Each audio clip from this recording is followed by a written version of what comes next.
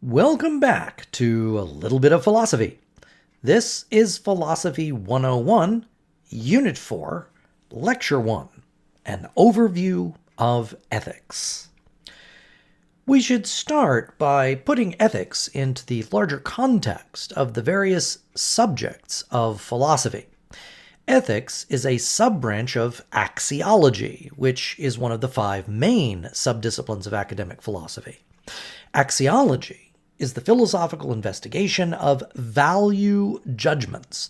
And a value judgment is a claim that one thing is better or more desirable or preferable to another. And we make many different kinds of discriminatory claims about the world around us. We might say that something is good or beautiful or just. And the various sub-branches of axiology each focus on one kind of value claim. Aesthetics, for example, is the discipline that gives an analysis of the concept of beauty. I might say, for example, that the music of Pink Floyd is better than the music of Britney Spears, but in philosophy, we're not allowed to just make assertions. We're required to provide rational justification for such claims. So, what makes one artist better than another? What makes one painting more beautiful than another? What makes one novel superior to another? These are the kinds of questions addressed in the field of aesthetics, which of course will break down into further sub-disciplines like philosophy of architecture, philosophy of literature, philosophy of music, philosophy of architecture. Now, political theory is another subfield of axiology, and it focuses on the nature of justice. Why is one form of social organization better than another? And what exactly does justice mean? Can we achieve justice? And if so, how do we achieve it? Ethics is yet another branch of axiology, and it will be the focus of this final set of videos for Philosophy 101. Now, before we go any further, we should note that moralism and ethics are not the same thing, even though they're obviously related. A moralist is someone who is committed to a particular theory of how to behave in the world, and their goal is to convince others, either through reason or rhetoric, to behave in that particular way.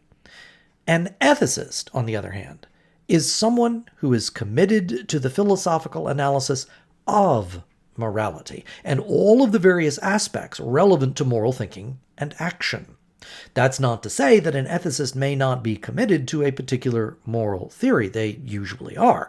But their interest is more broadly construed than simply imploring people to act or refrain from acting in certain ways. That leads us to the general questions and concerns, the areas of focus, if you will, of ethical theory.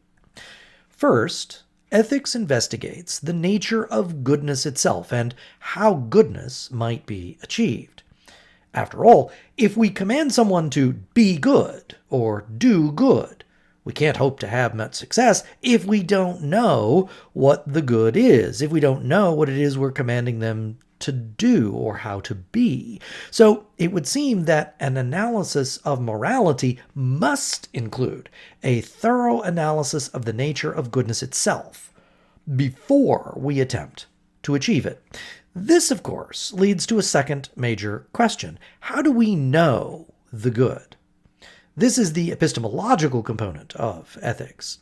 If the good is a natural feature of the world, can we know it through empirical observation? Or is it perhaps a non-natural feature of the world, like a Platonic universal, for example? If so, is knowledge of the good innate to the mind of all rational agents? Or is it the case that the good is nothing more than a set of cultural norms and standards, particular to the historical and cultural circumstances one finds themselves living in? If that were true, knowing what's good would require nothing more than a sociological survey of those living in a particular culture. A third interesting question addressed in ethical theory regards the nature of moral language. We can think of this as the semantic dimension of ethical theory. When we say that an action is right or wrong, good or bad, what do these words actually mean? In fact, do they have meaning at all? Or are they simply performative utterances like a salutation, a greeting when you see another person, but not really full of content or meaning? As we try to answer these three fairly simple, or at least seemingly simple questions, it's going to turn out that we're going to unlock a whole host of other questions that also need to be addressed. And this, of course, is going to lead to the field of ethics being a very broad field. So we're going to have to spend some time unpacking the many different dimensions of ethical theory. But in this video, we don't really have time to look at all of these various aspects of ethical theory. Our goal is simply to outline some of the main concerns of ethics as part of academic philosophy, and to provide a framework in which we can begin to address those basic questions.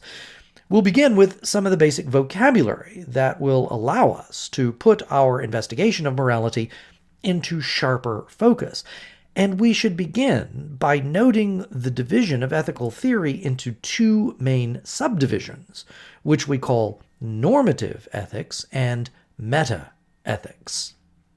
Let's begin with normative ethics, the attempt to provide a systematic and rational justification of our moral intuitions. Look, none of us are born philosophers. We're born into a world that makes moral judgments. Whether it's our family or our society or culture or historical era, we find ourselves surrounded by others who are already making judgments about what's right and wrong, what's good and bad. And that's before we ever become aware of the fact that there may well be disagreement about precisely what is good or bad, right or wrong. But if we begin to look at the world through the glasses of the philosopher, we recognize that there is disagreement about what we should and shouldn't do, and more importantly, why we should or shouldn't do it, and how we should live in general. So clearly not all of these competing views can be correct. Normative ethics is the branch of ethical theory that investigates these differing or competing moral views. More simply, it's the part that investigates the competing theories that are trying to tell us what to do. That's exactly what the word normative means: action guiding or action controlling. As it turns out, there are a great many competing moral theories, different systems, all trying to tell us how we should govern our actions. Fortunately, these various competing theories can be organized under some convenient headings, which will make them easier to analyze. Teleological theories, also known as consequentialist theories, are a family of moral theories that all claim that moral obligation is determined by the consequences of our actions. What makes something right or wrong is precisely the consequences of the actions themselves.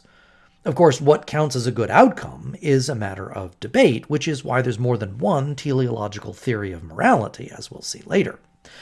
A second group of moral theories claims that goodness is to be found not in the consequences of our actions, the ends never justify the means, in other words, but rather in the actions themselves, or perhaps in the motives of our actions.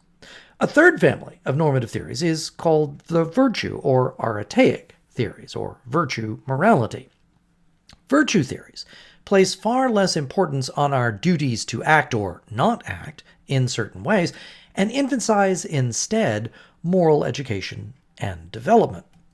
A virtue theory would hold that a good person does good things, a bad person does bad things, so the goal ought to be to create good people. That is, the goal of such a theory is to explain and help us how to become a virtuous person. So the development of moral character in an individual takes precedent over the articulation of any set of moral rules or guidelines that we ought to follow.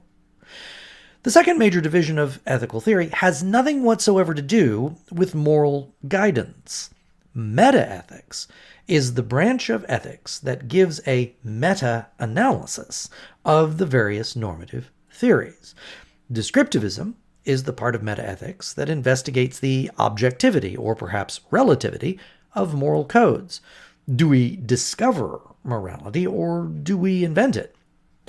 Moral semantics, on the other hand, is a more recent addition to ethical theory. Rising to prominence in the 20th century, this branch of metaethics focuses on the nature and meaning of moral language. It may be easier to visualize the distinction between the two main branches of ethical theory if we use a flowchart. In normative ethics, we are examining the various theories that are designed to define what the good is and articulate how best to achieve it. This is the action-guiding part of ethics. That's why we call it normative. And it deals with the various moral theories which are all designed to guide our behavior in the world. Teleological theories like egoism or utilitarianism claim that the good is best understood in terms of the outcomes of our actions. In other words, the ends are what justify the means. It's the end of our action that is morally important, not how we achieve that end. It's the consequences, in other words, that determine if we've acted well. Now, the deontological theories like Kantianism or existentialism, on the other hand, reject consequences as determinative of the good. This group of moral theories claims that the consequences of our actions don't determine goodness. In other words, the ends never justify the means. Rather, there is some intrinsic feature in an action, or perhaps the will of a moral agent, that determines if an action is good or bad, right or wrong. Virtue theories, like Aristotle's eudaimonism, reject both the teleological and deontological approaches to moral obligation, opting instead for an analysis of moral character as the heart of our quest to understand how to be moral. So to reiterate, normative ethics is the part of ethical theory that tells us what to do. Metaethics, on the other hand, is a meta-analysis of the various normative theories. It divides into an investigation into the nature and meaning of moral language, and an analysis of the objectivity or relativity of moral theories. What's important to keep in mind is that metaethics does not give us moral guidance. It is not normative. Metaethics tells us about normative ethics. Now, with this basic understanding of the two different parts of ethical theory in place, we can proceed to explore some more of the basic vocabulary that will be essential to our philosophical investigation of morality. Let's begin with the definition of two terms that are often conflated, but which actually have distinct meanings in academic philosophy. Ethics is the label for the entire branch of axiology that is committed to the investigation of goodness. In particular, ethics investigates the many different and competing moral theories or codes, as well as the meta-theories about those codes. Hence, we can think of ethics as the science of morality. But if ethics is the investigation of morality, then obviously the words ethics and morality are not synonymous, even though people often speak as if they were. So giving an exact definition of morality is going to be important so that we understand what exactly it is. But that turns out to be a bit tricky. Let's start with this as a preliminary or working definition. Morality is a code of normative behavior within a group. If this is accurate, a moral theory, remember it turns out that there's going to be many different moral theories, which we'll talk about later on, but a moral theory must define goodness and tell us how to be Good. A moral theory is giving us both the what and the how. What we're trying to achieve and how we go about achieving it. But this is where the tricky part comes in. It turns out that there are many different types of normative or action-guiding systems in human societies. Let's take a quick look at 4 of the most common types of normative social systems. A system of etiquette lays out the rule of social politeness, while religion gives us rules of piety, that is, the appropriate way of interacting with divine beings. Law is the normative social system that lays out the rules of criminality, those rules of behavior which, if broken, tend to carry the heaviest sanctions. So, what are the rules of morality? We can't say social interaction because that would be true of all 4 systems. We can't say personal behavior because all 4 require individual agents to adhere to the rules of the system. Etiquette, religion, law, and morality are all social codes that tell us what to do. They're all normative. So, what is the proper domain of morality itself? If we were to say, well, it's the domain of the moral rules, then we've given a circular definition by using the term to be defined within the definition itself. This is what makes it tricky. Identifying exactly what the specific domain of morality is as distinct from the other types of social systems. Now, perhaps if we were to visualize each domain in a Venn diagram, we can achieve some clarity. Note that in our Venn diagram, there are both overlapping areas from each domain, but also areas that are unique to each domain. As an example, we might say that it's impolite to talk with a mouthful of food. It isn't just that it's impractical to attempt communication while your mouth is otherwise occupied. It's rude. It's a violation of etiquette. But we certainly wouldn't prosecute such boorish behavior in a court of law, nor would we think it an affront to the gods, nor would we say it's immoral. It's just rude. Next, consider the legal requirement to pay your taxes. Failing to do so would be a violation of the criminal code. But it's not rude, it's not impious, nor is it immoral. Some things are clearly just a violation of the criminal law. Next, consider the obligation to worship. Now, in a contemporary civilization, we consider this to be a religious obligation, but not one that should entail criminal sanctions if you fail to comply. Nor would we say that it's rude not to attend religious services, nor would it be immoral. What kind of action is it that would fall only in the realm of morality and not religion, law, or etiquette? Perhaps something like lying for no reason. Of course, outside of perjury or swearing a false oath to the gods, lying doesn't seem to have legal or religious implications. Then again, we might consider it a violation of etiquette to lie for no reason. There are some actions, of course, that would be a violation of all 4 codes. Murder, for example, is illegal, immoral, impious, and rude. But all of this brings us no closer to fully understanding what morality itself is, as distinct from the other main normative social systems. So how should we define morality? Perhaps it's now more clear why I inserted the adjective morally into our preliminary definition, even though this seems to give us a circular definition. Defining morality is tricky, and it's still a matter of debate among ethicists. But perhaps we could say that morality is a normative code of behavior which is distinct in some way from etiquette, religion, and law. But of course, we would then want to know, well, what is that way in which it's distinct? Perhaps we might find a way forward by thinking about the different forms of sanction that we use in each domain. But what's clear for now is that this is a difficult question.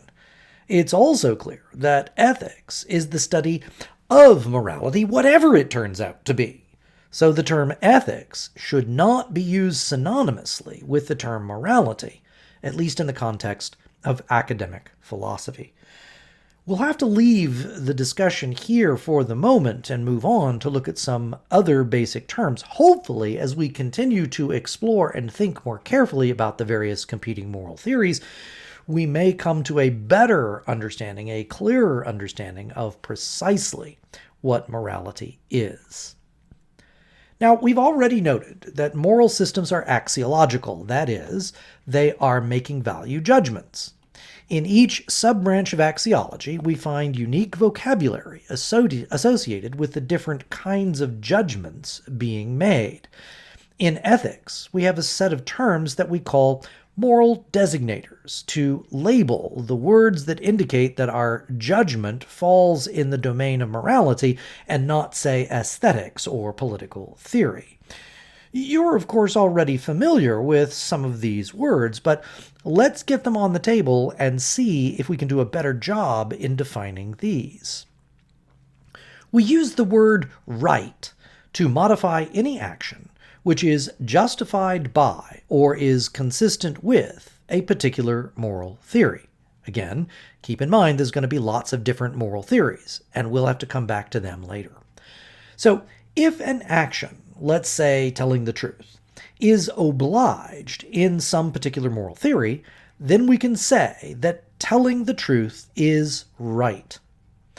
The important thing to remember here is that the word right should only be associated with actions that carry an obligation as specified in the particular moral theory.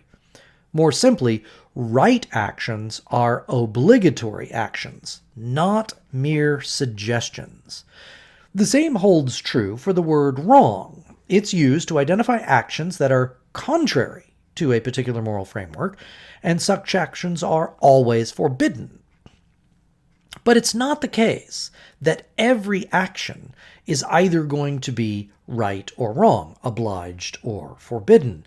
There are some actions that are permissible within a moral theory. These are actions that are neither commanded nor denied. These are actions that are not inconsistent with a normative code spelled out by a specific theory of the good. Now, when it comes to permissible actions, some are going to turn out to be completely neutral in regard to moral theory. If I'm trying to decide which brand of frozen pizza to buy, all things being equal, there are no moral implications to the choice that I make. My choice can not be good nor bad. There may certainly be aesthetic consequences to the choice that I make, because one pizza may be better aesthetically than another, but we would never say that my choice has moral consideration. It's a completely neutral action. But there are some actions that might be considered morally praiseworthy if I were to perform them, but which I could not be blamed for if I did not perform them. These are called supererogatory actions. These are actions that go beyond what would be expected of a moral agent. They're good, but they're not right. Sometimes these are also referred to as altruistic acts. Keep in mind, if an action is right, I'm obliged to do it, but I am under no obligation to perform a supererogatory act, even though it would be proper to give me praise morally if I did perform the action. So, good and right don't mean the same thing. Every right action will be good, but not every good action will be right. Now, with these terms under our belt, we can turn to the last basic term that I wish to introduce you to in this video. At the heart of every moral theory, there lies a rule or small set of rules that articulate the obligations that arise from that particular moral theory. It is the moral principle that reveals how the good is defined in that particular moral framework. Each moral theory will have its own core moral principle. For example, we generally recognize three main competing teleological moral theories: hedonism, egoism, and utilitarianism.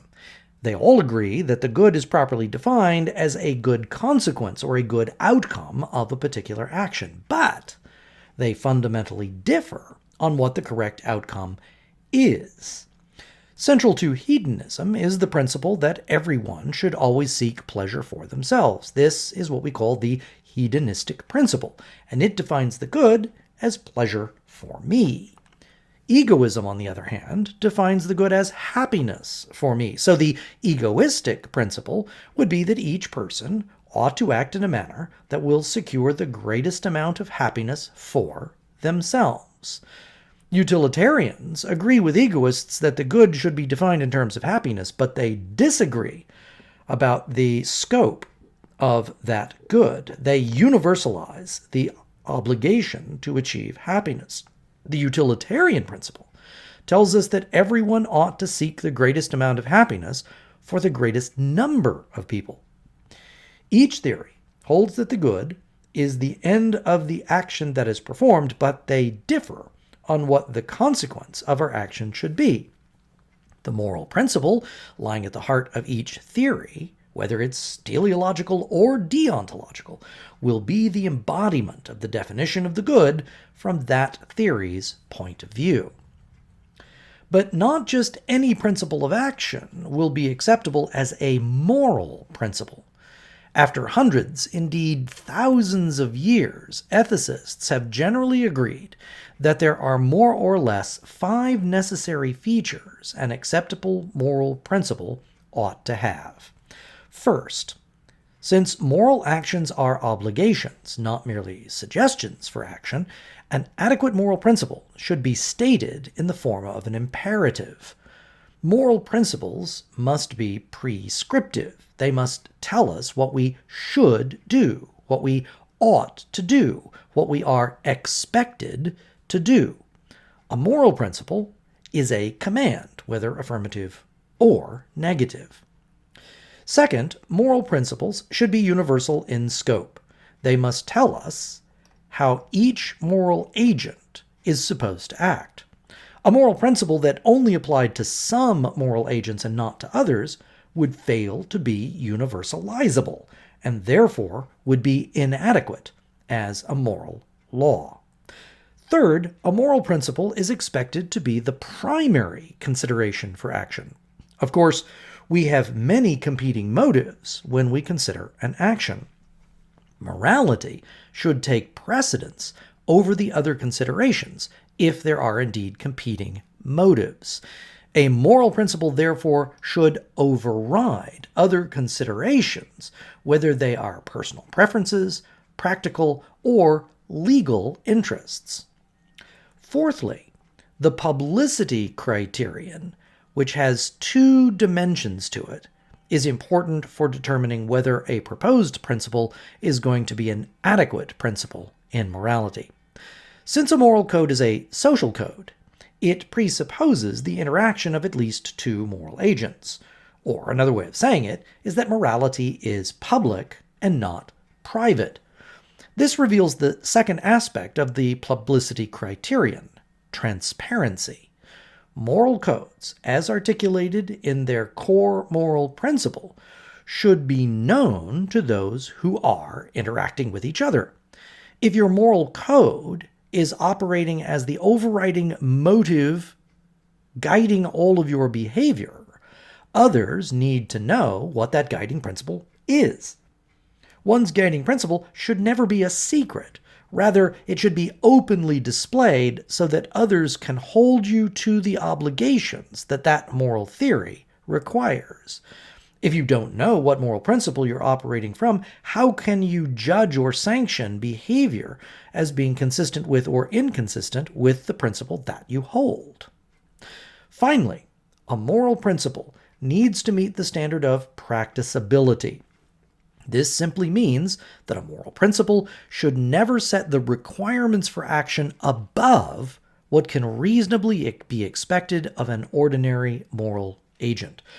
If we were to propose a moral principle that requires moral perfection, then no one would ever be able to achieve such a standard. So a moral principle needs to be practicable. So when we're considering a moral principle in a particular moral theory, we can evaluate it using these 5 criteria: prescriptivity, universality, overridingness, publicity, and practicability. As we go forward and examine some particular examples of moral theories, we can use these 5 criteria to help us to decide whether the principle being proposed is a good moral principle. Let's quickly review some of the main points that we've covered in this short introduction to ethics. We've learned that ethics is a sub-branch of axiology, and its primary focus is on the concept of goodness. As an academic discipline, ethical theory is an investigation of the various moral codes that have been proposed by different philosophers over the course of intellectual history. We've also discovered that there are 2 main branches in ethical theory: the normative branch, which focuses on the moral theories themselves, and metaethics, which provides the meta-analysis of the various types of moral theories proposed under normative ethics.